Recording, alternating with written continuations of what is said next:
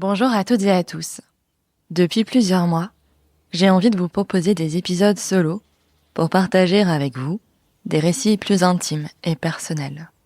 Partager son vécu est une façon de réaliser le chemin parcouru tout au long des années. Et le faire aujourd'hui, après avoir traversé des périodes de vie intenses, a pour moi une portée symbolique forte.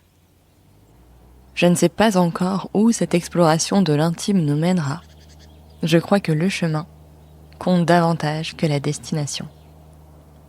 Si vous avez apprécié ce nouveau format, dites-le moi sur votre plateforme d'écoute et partagez le podcast autour de vous. Je vous souhaite une bonne écoute du chemin. Je savais que j'allais enregistrer un épisode du chemin pour vous parler du trail de Font-Romeu. Je savais pas encore exactement la forme que ça allait prendre, puisque je me suis équipée d'une caméra et que j'ai commencé un vlog. Ça, c'est un peu une première, donc on verra combien de temps ça me prend pour faire le montage. Ce sera sûrement plus rapide de monter ce podcast que de faire le montage des vidéos. Mais en tout cas, j'avais envie de vous parler de ce que ça me faisait d'être ici et de me mettre à nouveau sur une ligne de départ seule dimanche. La dernière fois que j'ai fait une course en solo, ça remonte à décembre. Et pour moi, celle qui avait aussi été très fondatrice, c'était celle du Trail des Terrils en septembre de l'année dernière. Parce que je trouve que quand on part seul, il y a quelque chose d'un peu particulier qui se joue. Parce que quand on est avec des amis, on a cette espèce de soupape un peu de sociabilisation avec des gens qu'on aime et dont on est proche et avec qui on discute souvent jusqu'un petit peu avant le départ. Parfois, si on doit aller quelque part pour se rendre à cette course ou à cette épreuve sportive, on peut dormir au même endroit et donc avoir des discussions, etc. Enfin, c'est un contexte que je trouve très différent que d'aller faire une course seule et de partir pour la faire seule. Pour ce trail, par exemple, j'ai pris ce matin j'ai pris l'avion jusque Perpignan, puis le bus pour rejoindre le centre-ville, me poser, manger un bout. Et ensuite, j'ai eu la chance d'avoir un super blablacar qui a fait un petit détour pour me déposer au pied de la résidence où je loge à Font-Romeu. Et c'était super. Franchement, la route est tellement belle. Les paysages sont magnifiques. Enfin, c'est vraiment un voyage dans le voyage que de regarder le paysage qui défile sur le côté de la route. Et donc, je suis arrivée dans ce petit appart de cette résidence Pierre et Vacances. C'est pas le grand luxe, mais c'est fonctionnel et c'est très bien. C'est tout ce dont j'ai besoin. Les matelas sont bons et je vais bien dormir. Donc ça, c'est la seule chose qui m'intéresse. Je suis allée faire des petites courses. Je me suis posée, boire un verre en attendant. Enfin voilà, j'avais envie d'être un peu dehors après avoir passé cette journée dans les transports. Et je repensais au fait de qu'est-ce que ça représentait pour moi d'être ici aujourd'hui. Je me suis inscrite à ce trail juste après le Nouvel An. Je me rappelle que j'en avais parlé avec Stephen pendant la soirée du Nouvel An ou le lendemain. Je me rappelle plus bien. Peut-être c'était plutôt le lendemain. J'avais demandé son avis entre faire le 25 km, le 42 km, etc. Puis moi, je m'étais dit, tant qu'à venir ici, tant qu'à faire le voyage, autant le faire pour un truc un peu costaud et donc faire le 42. Donc le Carlit Marathon. Et je m'y étais inscrite comme ça. Un peu sur un coup de tête. Mais aujourd'hui, cette course-là, je sais pas en fait comment fait la vie pour qu'à chaque fois, que très souvent, tu prends le départ d'une course un peu significative, eh bien c'est souvent un moment qui est important pour toi aussi. Enfin moi en tout cas ça me fait ça. Par exemple si je repense à la course des Terrils, qui était le 28 septembre 2025, je crois que c'était genre 2 semaines après que je me sois séparée. Et ça avait il y avait un truc très particulier sur le fait d'être sur cette ligne de départ, de prendre le départ de cette course, de faire un trail, d'y aller seule en plus. Enfin voilà, à la fois j'étais très contente d'être là ce jour-là, et en même temps je me disais mais qu'est-ce que ça va aller et tout. Ça s'était très bien passé. J'avais passé un super moment et ça m'avait reconnecté à quelque chose de très profond chez moi. Ça m'avait fait beaucoup de bien. Toutes ces lignes de départ sur lesquelles je me suis positionnée ces derniers mois, il y en a eu beaucoup quand j'y pense, mais à chaque fois elles m'ont permis d'avancer aussi. Et peut-être aussi de constater le chemin parcouru. Je pense aussi qu'il y a ce truc-là. Quand on est sur une ligne de départ, on pense à tout ce qu'on a fait pour arriver jusque-là. Et moi, en fait, là, je pense à ces derniers mois, à la prépa Aerox que j'ai fait avec Thibaut, aux 10 kilomètres que j'ai couru, où j'ai amélioré mon record personnel. Je pense à toutes ces séances de course sous fatigue. Je pense même ultra récemment à l'entraînement que j'ai fait sur les terrils à Los Angeles, qui était trop bien. Donc franchement, je vois le chemin. Je pense qu'il y a un an, on m'aurait dit, meuf, dans un an, tu vas faire un trail marathon dans les Pyrénées. Je pense que moi-même, je me serais regardée et j'aurais ri en disant mais n'importe quoi. Et en fait, là, j'y suis. En fait, je sais pas dire si je suis 100% prête, je sais pas si on est toujours 100% prêt à faire une course. Mais je peux dire que ces derniers mois, je me suis beaucoup entraînée. J'ai beaucoup entraîné mon corps. J'ai très confiance dans mon corps, dans ses capacités. Je trouve qu'il a fait des trucs incroyables. Enfin, déjà, 3 Irox en 3 mois. Waouh. Moi, ça me semble fou. Et même 4 si je rajoute le test Irox qu'on avait fait avec Gwen, chez CrossFit Bourbon avec Thibaut. Enfin, moi, ça me semble dingue de me dire, mon corps a fait ça. Les 2 dossards que j'ai pris sur des 10 kilomètres et qui étaient trop cool. Je trouve ça fou. Je trouve ça fou de me dire que cette enveloppe qui me porte, qui me soutient chaque jour, elle a été déjà capable de faire tout ça. Et donc, la perspective de me mettre sur cette ligne de départ dimanche matin, c'est aussi récompenser tout ce travail-là. C'est aussi dire, mon corps est capable. Et toi, tu vas être capable de le faire, Claire.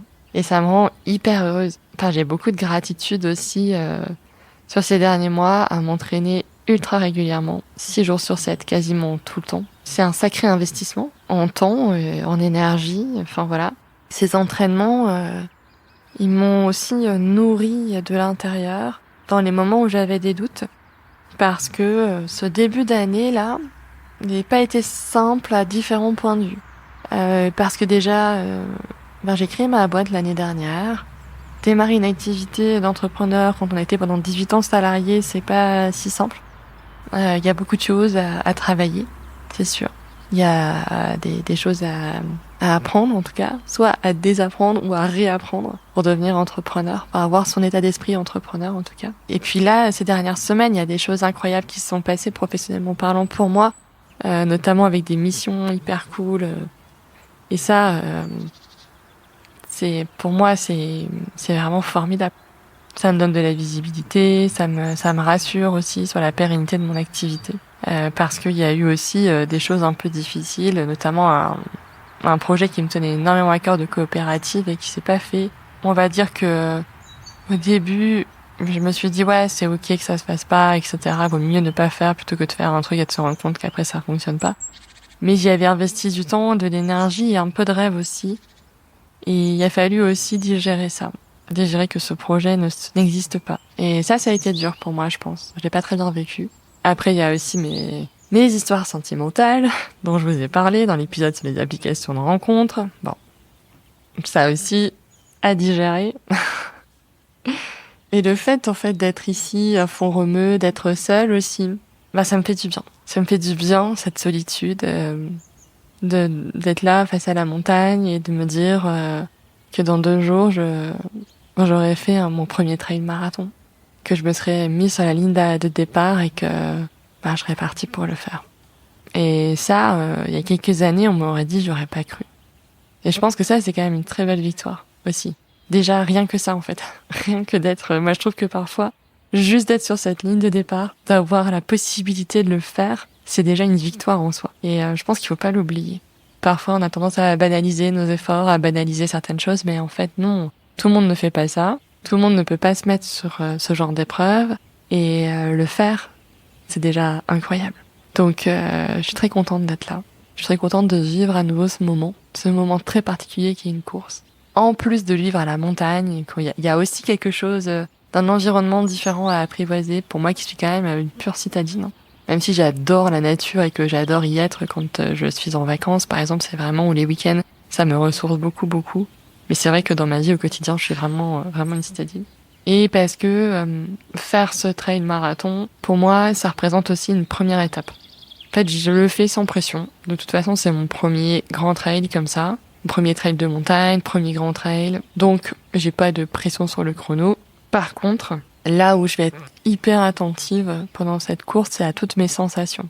Est-ce que je prends du plaisir à être là? Est-ce que cet exercice du trail de montagne, est-ce que ça me remplit de quelque chose, de bonheur, de joie, voilà. Et si oui, ça sera probablement le début d'une nouvelle aventure.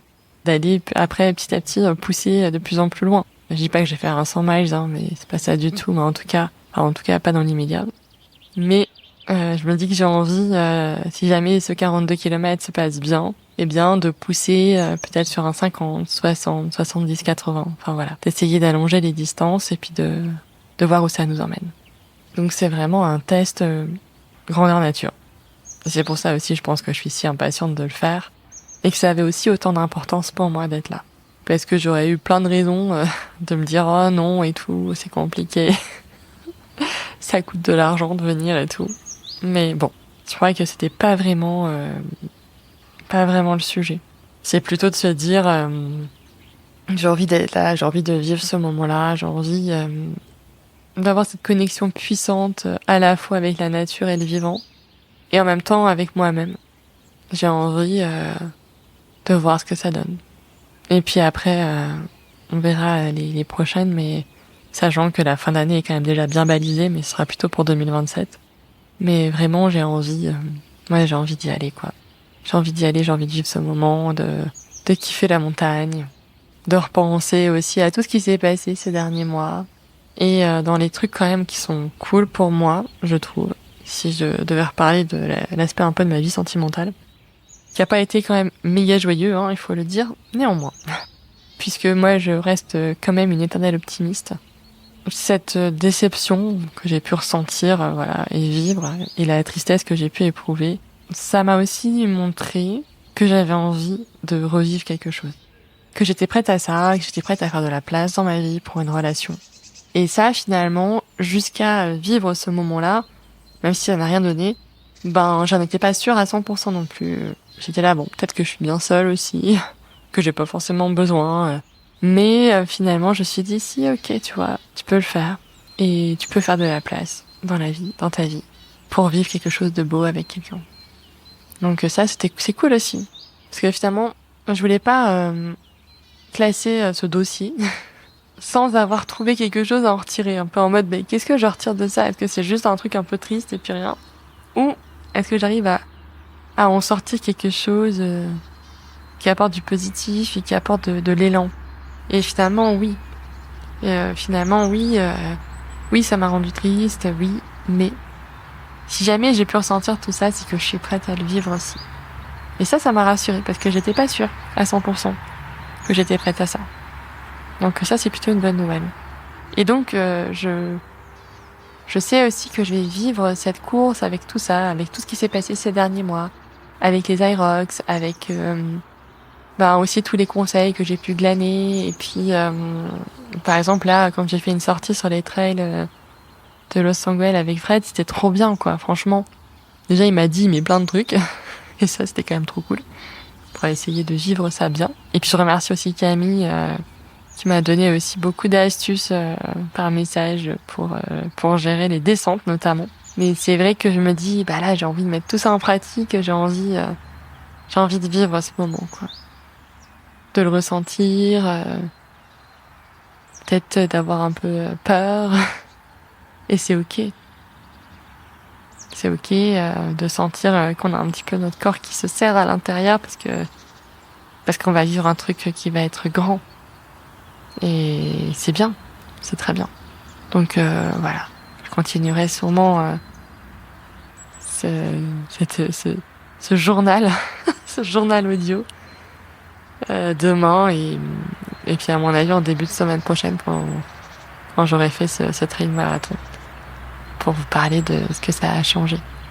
Je pense que ça change toujours, on revient toujours changer d'une course quelle qu'elle soit. C'est pas que courir. Souvent c'est beaucoup plus que ça. On est la veille du départ, il est un peu plus de 20h, je vais pas tarder à aller me coucher. Et là, cette fin de journée, alors j'ai tout préparé, tous mes ravitaux, checké tout mon matériel, préparé mes fringues pour demain, les chaussettes. Voilà, tout est pris. J'ai que mon petit déj à faire, j'ai fait ma vaisselle, c'est parfait. Et mine de rien, je sens ce petit truc qui monte à l'intérieur, mélange de stress, excitation, appréhension, peur, questionnement, interrogation. Que suis-je venue faire ici? Pourquoi je me suis inscrite à un 42 km? Pourquoi je me suis pas inscrite au 26? Enfin bref, tout ça quoi. Mais au final, je pense que je suis très heureuse d'être là. Voilà. Et c'est ce que j'essaie de garder profondément en moi. Puis là, je vais aller me coucher. Le réveil va sonner à 4 heures demain. Parce que moi, j'ai besoin d'un petit peu de temps le matin pour me mettre en route. Le temps de prendre une bonne douche, de prendre un bon petit-déj. Le départ est à 6 heures. Là où je loge, c'est vraiment à 5 minutes à pied du départ. Mais il faut que je défasse les draps, que je repars demain après le trail, je redescends à Perpignan. Donc voilà, j'ai un petit peu de logistique à faire demain. Donc d'où le réveil à 4 heures. Et en même temps, je suis hyper heureuse aussi. Enfin, je sais pas, j'ai un genre de sentiment mêlé, mixé. Ça fait un drôle de cocktail à l'intérieur de moi-même. J'ai peur. Comment je vais faire? Et puis, j'ai eu des messages hyper choux et tout, de potes et tout ça, et notamment de Fred avec qui je suis allée m'entraîner lundi, qui me dit de pas mettre la pression, de partir cool, après la dernière montée, de marcher jusqu'à l'arrivée, enfin voilà, d'être vraiment... de pas mettre de trucs en tête. Donc j'essaie de le faire, je l'écoute. Mais c'est vrai qu'il y a toujours des trucs de projection, des trucs d'inquiétude. C'est ma première longue course comme ça. Donc voilà, à la fois je me dis pourquoi, et en même temps je me dis ça va être génial. Donc voilà, j'essaye de garder ce truc du ça va être génial et je vais kiffer et les paysages vont être magnifiques et ça va me faire du bien aussi, je pense, de passer cette journée d'effort et de voir où est-ce que ça m'emmène aussi.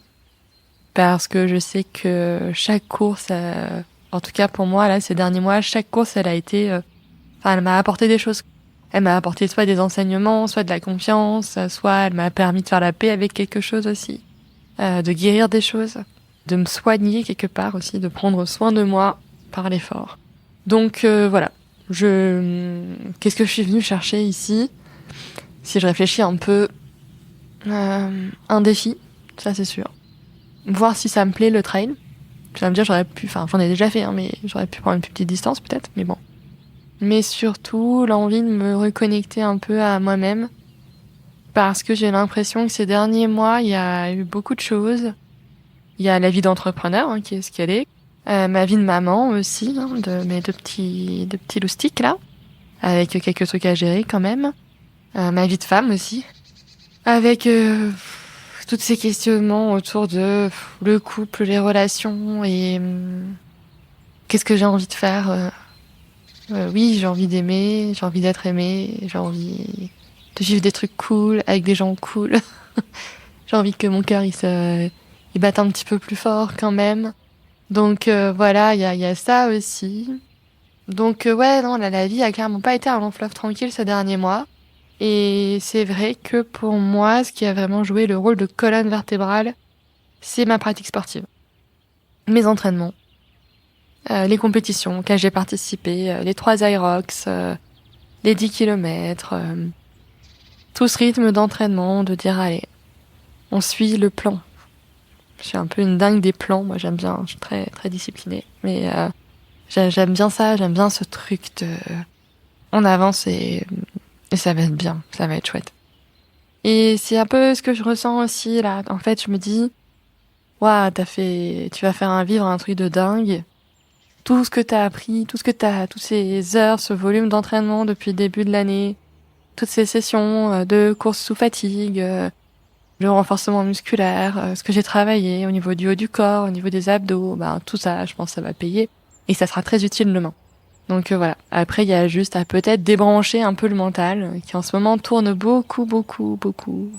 Mais bon, peut-être j'ai besoin de faire atterrir un peu mon propre avion aussi. Mais ça va venir, hein, ça va venir. Donc voilà. J'essaye de pas me mettre trop de pression à moi-même, toute seule comme une grande, vu que je suis un peu spécialiste de ça. Mais de savourer le moment et de me dire que ça va être chouette de vivre ça. Et que ça sera peut-être le début d'une longue histoire avec le trail. Voilà. Et qu'après, j'aurai envie de continuer. Ça, c'est possible. Enfin, en tout cas, moi, je l'espère vraiment. J'ai envie d'avoir Enfin, j'avais déjà eu cette rencontre-là lors de précédents trails, mais là j'ai aussi la sensation qu'en augmentant, en passant les 42 bornes, ça va aussi être une autre aventure, quoi.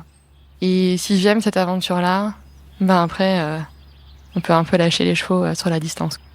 Donc voilà tout ce qui est jeu demain. Et je vais aller me coucher. En fait, en vrai, je suis fatiguée.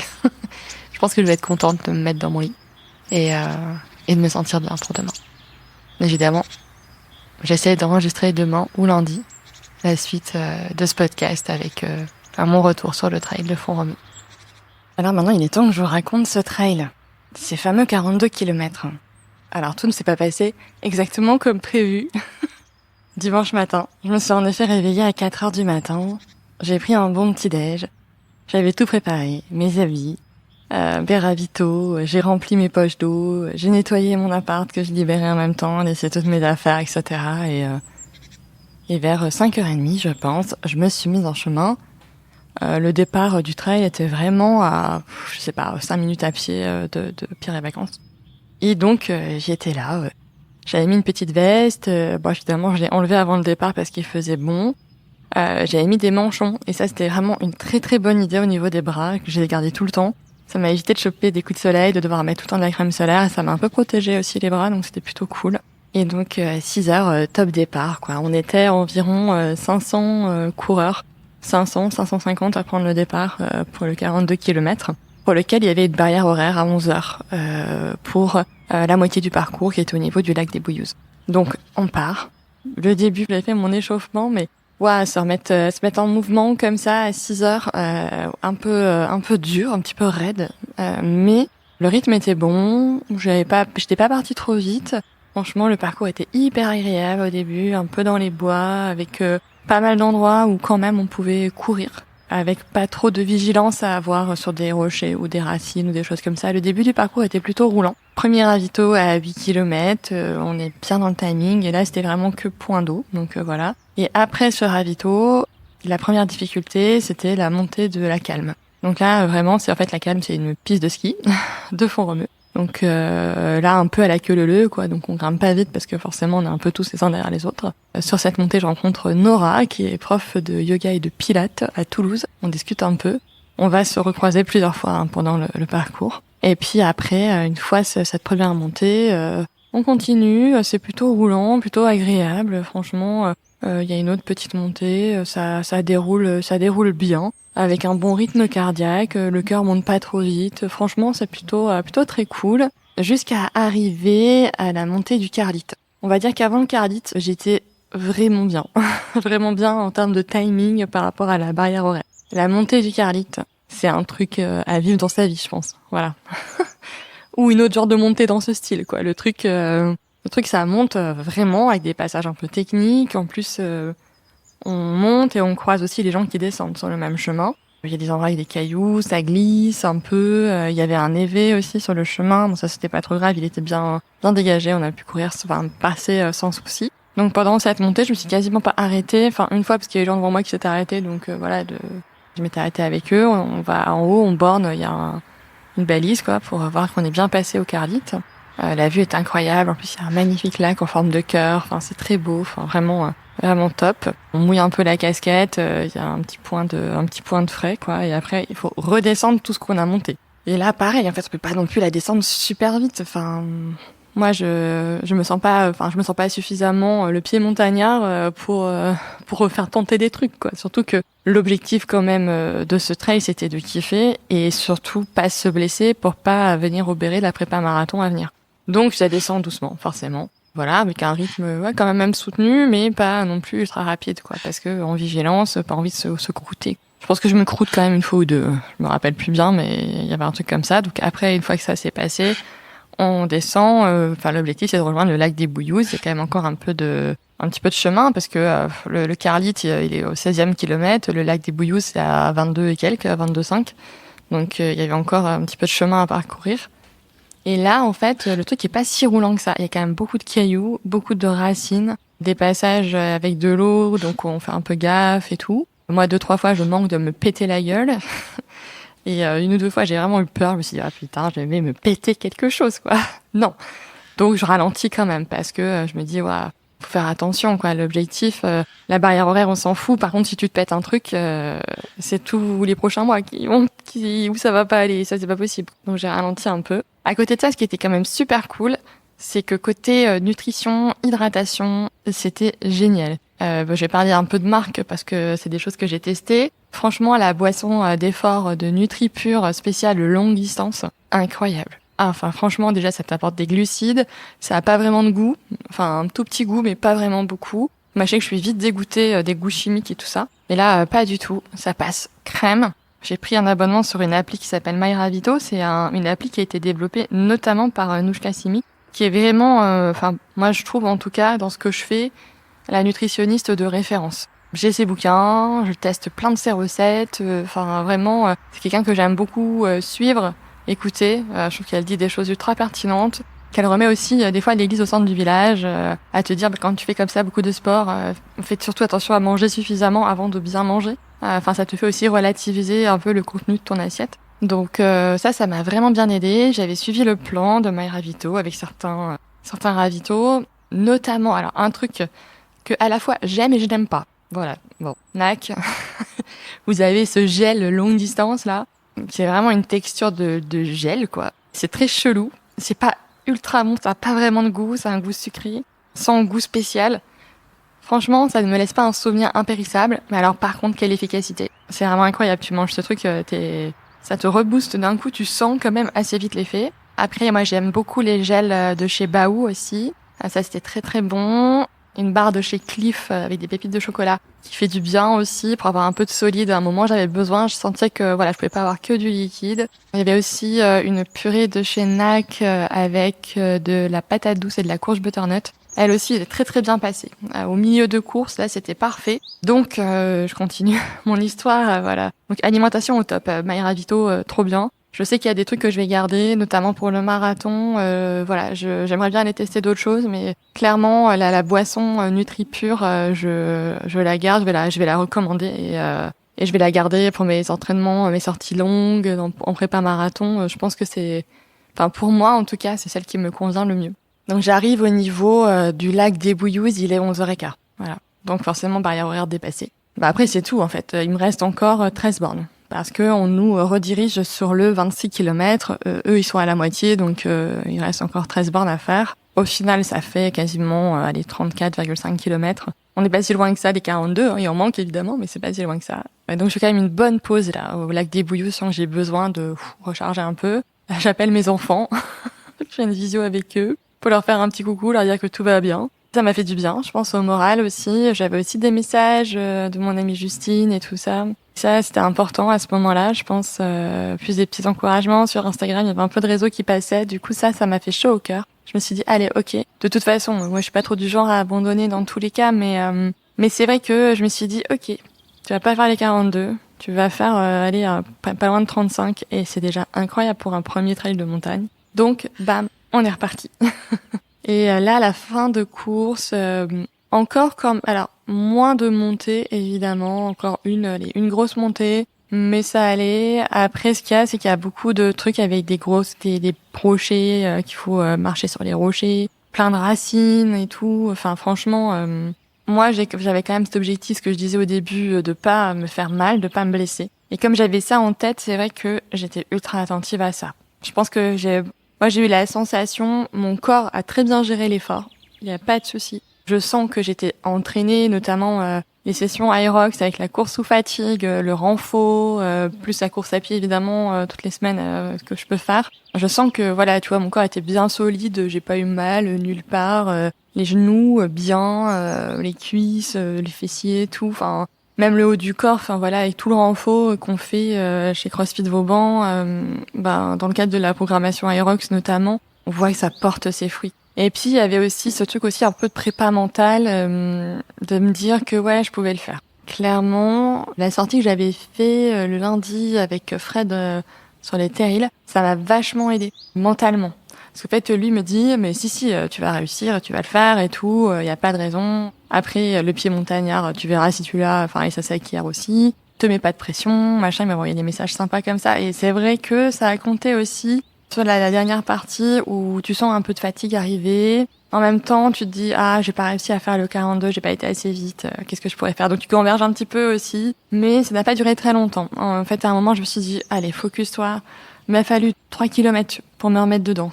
Et me dire, allez, kiffe, en fait, c'est génial. On est passé au bord de lac magnifique, c'était super. Évidemment, tu discutes toujours avec quelques personnes sur le chemin, c'est cool. Et puis à un moment, ça redevient un peu plus roulant. Je sais pas, 3 kilomètres avant l'arrivée, je pense, à peu près. Parce qu'avant, il y a beaucoup de passages et des montées, il y a des trucs avec des racines. T'essayes. En fait, moi, j'essayais de relancer. En fait, à chaque fois que je pouvais courir, je courais, en gros. Dès que je sentais que c'était un peu, soit que la montée, elle était moins technique, soit que c'était du plat et qu'il y avait pas de difficulté particulière, je courais. Voilà. Pas forcément méga vite, mais on va dire un peu plus lentement qu'un EF, mais je courais. Et puis à chaque fois que je voyais une rivière, on plonge la casquette. On se met de l'eau sur la nuque et puis voilà, et faire bien gaffe. En gros, moi, tous les quarts d'heure, je buvais 2 gorgées. Toutes les 40 minutes, je mangeais un truc. Voilà, comme ça, au moins, j'attendais pas de sentir soit la faim, soit la soif. C'était vraiment réglé comme ça. Et ça, c'était très efficace aussi. Je pense que ça m'a permis de garder aussi une forme de lucidité pendant toute la course. Parce qu'à un moment, il faisait quand même chaud. Le matin, il faisait déjà pas très froid quand on est parti. Et après, il faisait quand même chaud sur la fin. Et en plus, c'était beau, quoi. Enfin, je veux dire, les paysages qu'on voit en montagne, comme ça, les Pyrénées. Ça a aussi un côté très sauvage. On a vu des chevaux, il y avait des vaches. Enfin, on est passé à côté, des chiens de montagne. Enfin, franchement, il y a ce truc-là aussi d'être en pleine nature et de vivre quelque chose dans un milieu totalement naturel, quoi. Et où tu te dis, il n'y a pas non plus des milliards de gens qui passent. C'est un petit peu différent, je pense, dans les Alpes, par exemple, et encore. Ça dépend des endroits des Alpes, évidemment, voilà. C'est que moi, je connais plus les Alpes pour y avoir beaucoup été quand j'étais enfant et ado. Et je connaissais moins les Pyrénées parce que j'y suis moins allée et que c'est un territoire, voilà, qui pour moi est un peu plus neuf en termes de vécu. Dernière partie de la course, ça se passe bien. Franchement, je me sens bien. Fred m'avait dit, après la dernière montée, marche. Mais en fait, je sais pas, j'avais encore du jus. Donc voilà, dès que je pouvais courir, je courais doucement, mais ça faisait du bien. Et puis je prenais aussi des nouvelles de mon amie Justine qui avait pris un coup de chaud à Falampin. Du coup, je m'inquiétais aussi pour elle, quoi. Donc je voulais savoir comment elle allait, si elle était bien rentrée chez elle et tout. Enfin voilà. Au-delà de lui donner de mes nouvelles, je voulais aussi prendre des siennes. C'était important. Et puis finalement, on arrive, on revient à Font-Romeu, on repasse devant cet incroyable lycée. Franchement, je pense que si aujourd'hui j'étais au collège, je voudrais aller dans ce lycée faire un sport-études. Tellement c'est beau avec la piste d'athlée, la vue sur la montagne et tout. Franchement, goal de vie pour un ado aujourd'hui, faire un sport-études à Font-Romeu. Donc on voit le lycée, on passe un peu, on contourne. Enfin vraiment, on voit que voilà, on est tout proche. Et puis on passe la ligne d'arrivée et puis c'est fait. Et là, voilà, quasiment 34,5 kilomètres de trail, presque, je sais plus, 1600 mètres de dénivelé. À ce moment-là, je bois beaucoup, j'avais vraiment encore soif. Je mange 2-3 bricoles, j'avais pas méga faim. J'ai pas eu faim tout de suite. Je retrouve des gens que j'avais croisés dans un café et tout, 2 jours avant, on discute ensemble et tout, je m'assois un peu. Puis à un moment, je me dis, là, je commence à sentir que j'ai un peu faim, quoi. Peut-être, aller 1 heure après l'arrivée, 1 heure et demie après l'arrivée. Donc je vais me poser dans un petit café salon de thé qui s'appelle KV Pâtisserie. Là, je me prends un bon Pokéball, là, ça fait du bien. Avec un flat white, un kombucha, de l'eau et tout. J'ai les jambes dégueu. À mon avis, je dois sentir le chacal à 10 mètres. Mais je passe un bon moment, là. Je me pose bien, ça me fait du bien. Et puis après, je vais chez Pierre à Vacances, essayer de récupérer mes affaires. J'avais un peu d'espoir que la réception elle ouvre avant 16h pour choper. Il y avait un bus à 15h45 qui me ramenait à Perpignan. Mais non, ça n'ouvre qu'à 16h. Et donc, j'attends la réception, je récupère mes valises, je vais me changer. Je me fais une toilette sommaire dans les chiottes. Trop glamour, ma vie. Et puis après, j'attends gentiment. Il y a un orage de ouf qui se déclare avec des pluies diluviennes. Là, je me dis, heureusement que c'était pas comme ça quand on était ce matin sur les chemins. On a échappé à ça. Je récupère mes affaires, je discute un peu avec la nana de la réception. Vraiment super adorable. Franchement, je pense que si je reviens à Font-Romeu, je reviens chez Pierre et Vacances. Ils sont tellement choux. Je vais prendre le bus, je m'installe dans le bus, j'écris un post pour Insta. En fait, j'ai du mal à réaliser, je pense à ce moment-là, je suis dans une espèce je sais pas, il y a toutes les hormones, là, de l'endorphine, peut-être encore un peu d'adrénaline qui reste. Je suis dans un espèce de sentiment mêlé, de joie, de tristesse, de trucs, l'effort est passé, et c'est maintenant, il va falloir se mettre, récupérer pour partir dans la prépa marathon et tout. Mais en même temps, prendre le temps de savourer aussi ça. Pas passer tout de suite au prochain truc. Je pense que c'est important aussi de se dire qu'on a été capable de faire ça. Clairement, moi, il y a un an, on m'aurait dit tu vas faire 35 bornes de trail. Et j'aurais dit mais non. Voyons, quelle drôle d'idée. Pas du tout. Finalement, si. Et le corps, il tient, quoi. Le corps, il est incroyable. Dès qu'il est exercé, dès qu'il est entraîné, il y a moyen de faire des trucs de fou. Donc, franchement, ouais, si on m'avait dit, je l'aurais pas cru. Peut-être c'est ça aussi qui est le plus important, c'est que parfois on fait des choses dont on penserait pas être capable quelques mois auparavant. Donc c'était fabuleux. Moi j'ai vécu un moment avec moi-même très fort. Parce que mine de rien, cette période-là qui s'est achevée d'une année, elle a été très chargée émotionnellement parlant, avec des défis à différents niveaux. Et de me retrouver sur cette ligne de départ-là, à 6h du mat ce dimanche, c'était un peu comme me remettre sur la ligne de départ de ma propre vie. Il y avait un truc un peu comme ça, de se dire allez, on y va et on va grimper là tout en haut du Carlit, on va y aller. Et j'y suis allée. 2700 mètres d'altitude, on est bien. Vraiment, maintenant, je me dis clairement, j'ai envie de refaire des trails. Ça, c'est certain. J'ai mis une alerte pour le NTMF. Sait-on jamais si je peux choper un petit dossard. Mais là, clairement, c'est pas la priorité tout de suite. Hein. Là, on va passer en mode prépa marathon. Hein. On va passer sur un autre sujet. Pour le moment, je me rends compte de l'exploit aussi que c'est.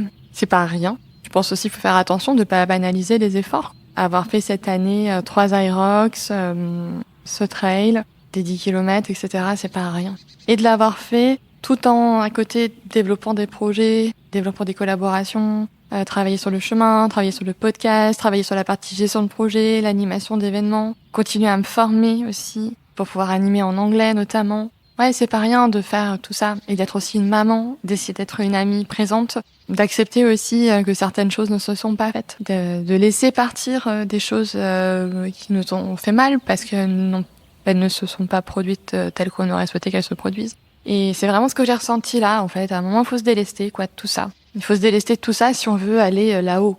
Si on veut le monter, Scarlett, il y a des trucs dans son esprit, dans sa tête, dans son cœur qu'il faut savoir laisser derrière soi. Et pour moi, j'ai vraiment vécu ce trail comme un peu une leçon de vie. Et ça c'est vraiment aller chercher vraiment des choses assez profondes en moi.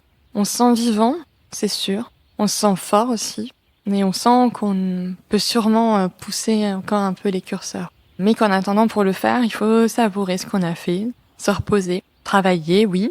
Mais là, surtout, prendre le temps aussi de laisser le corps digérer tout ça. Un peu comme métaboliser les choses. Métaboliser cet effort, l'intensité que ça a demandé, savourer aussi la puissance du corps humain, se dire qu'on a été capable de le faire. Ouais, je pense que ça, c'est important. C'est important de garder ça à l'esprit. Je sais que je vais refaire des trails en 2027, c'est certain. NTMF, si j'arrive à avoir un dossard, je retournerai bien à Font-Romeu aussi. Faire vraiment le 42, travailler pour ça. Mais là, pour le moment, ouais, repos. J'ai été nager tout à l'heure, ce midi, là. J'ai fait une pause déj de qualité. Une 20aine de minutes de nage, là, dans la mer. Franchement, ça m'a fait du bien. Et clairement, je pense que là, même si j'ai pas de douleur, rien du tout, j'ai pas eu de courbature, j'ai pas de trucs. Je sens que mon corps, il est en récup. Et que c'est bien de le laisser récupérer. Ce que j'ai fait aussi pendant ce trail, c'est que j'ai fait des captations d'images. J'avais ma caméra et donc faudrait que j'arrive à monter ce vlog du trail. Donc je vais dérocher tout ça aussi et vous préparer quelque chose. Là-dessus, sur la partie vidéo, je suis complètement néophyte. Donc ça va me demander probablement plus de temps que de sortir cet épisode de podcast. Mais j'ai très envie de le faire et de vous raconter aussi d'autres choses, images à l'appui de ce trail. Mais en tout cas, ouais, je suis fière de moi. Je suis fière de ce que j'ai accompli, d'avoir dépassé aussi mes propres limites et d'être allée, je pense, le plus loin possible à ce moment-là, de m'être vraiment donné à fond. Et ça fait du bien aussi. Donc pour le moment, récup. Et puis après commencer à se projeter pour préparer Lyon en octobre. Ça va encore être une autre histoire, cette prépa marathon. J'ai hâte de la vivre. J'ai hâte de voir ce que Thibaut me réserve comme plan d'entraînement et de savourer ça, quoi, ce moment-là, de me remettre au travail et d'avancer aussi avec peut-être plus de douceur et de bienveillance envers moi-même que ce que j'ai fait jusqu'à présent, pour continuer à progresser et continuer à aller vers ce qui m'appelle, le triathlon, peut-être. Mais vraiment, voilà, step by step. Pour le moment, c'est du repos et reprendre tout doucement le chemin de la course pour aller vers cette prépa marathon. En tout cas, voilà, si un jour vous aussi vous avez la chance, et si vous avez peut-être déjà vécu ça sur un trail ou une autre course, n'hésitez pas à m'en parler. Moi, je suis toujours très preneuse des retours d'expérience. Si vous avez aussi envie, je sais pas, dans les gens qui sont dans le Nord et moi, je sais pas, j'ai envie d'organiser le dîner des dates foireux, le dîner des traileuses, pour qu'on discute entre nous et d'enregistrer tout ça. Je pense que c'est important. Si le cœur vous en dit, moi, la rentrée de septembre, je pense que je ferai ce dîner des dates foireux, le dîner des traileuses, peut-être des choses comme ça, le dîner des meufs qui courent. Donc, si ça vous tente, l'expérience vous tente, laissez-moi des petits messages et j'organiserai tout ça. Je vous embrasse très très fort et je vous dis à bientôt pour de nouveaux épisodes du chemin. Je pense qu'on va parler d'amitié parce que c'est un sujet qui me tient particulièrement à cœur et j'ai hâte qu'on en parle ensemble. J'espère que cet épisode du chemin vous a plu et qu'il vous accompagnera peut-être si vous aussi vous êtes sur la route. Je vous dis à bientôt pour un nouvel épisode. Et d'ici là, prenez soin de vous.